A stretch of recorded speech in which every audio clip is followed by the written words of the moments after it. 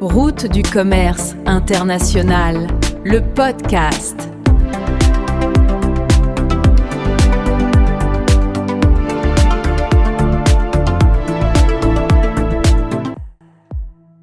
Bienvenue sur Route du commerce international, votre podcast. Dans ce nouvel épisode, nous allons voguer ensemble sur les plus grandes routes maritimes. Alors, quand on pense aux océans, on imagine souvent des espaces vides à perte de vue. Mais en réalité, chaque jour, des milliers de navires circulent sur les mers, les océans et les fleuves partout dans le monde. Imaginez simplement la carte du monde, puis tracez dessus les routes empruntées par les navires. Vous verrez alors apparaître de véritables autoroutes maritimes. Ce sont elles qui permettent l'approvisionnement des pays, la circulation des marchandises et le fonctionnement de l'économie mondiale. On parle de 80% des marchandises mondiales qui transitent par la mer. Ainsi, tout ce que nous consommons, ou presque, y passe à un moment ou à un autre.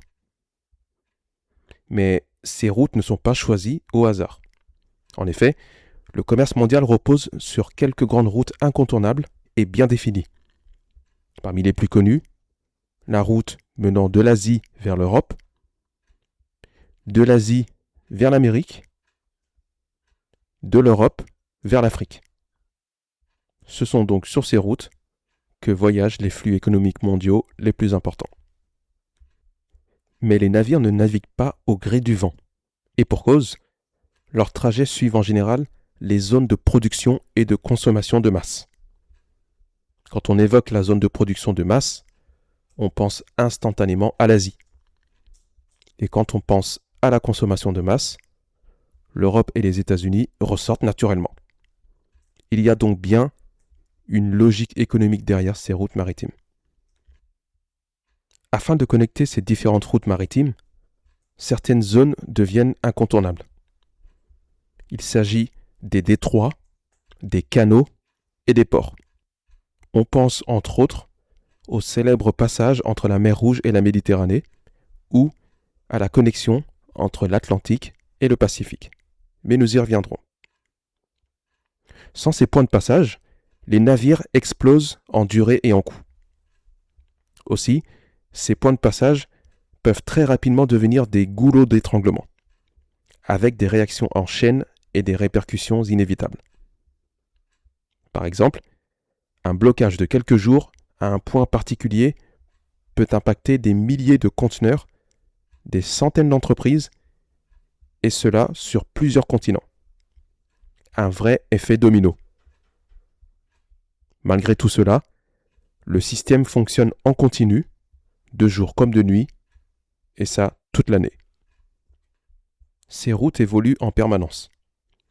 En effet, les compagnies ajustent leurs itinéraires, leurs escales, la vitesse des navires et leur fréquence en fonction de la demande et des coûts. Le contexte géopolitique peut aussi contraindre à des décisions imprévues, tout comme les congestions portuaires ou les mouvements de grève. Sous un autre angle, les enjeux environnementaux deviennent de plus en plus prépondérants dans les décisions. En conclusion, les routes maritimes sont des artères invisibles de l'économie mondiale. Il est désormais possible d'atteindre des lieux très reculés, tant les possibilités maritimes sont grandes. Sans elles, pas de commerce international et pas de mondialisation telle qu'on la connaît. Dans le prochain épisode, nous verrons ensemble pourquoi le canal de Suez est devenu si stratégique. À bientôt sur Route du commerce international, le podcast.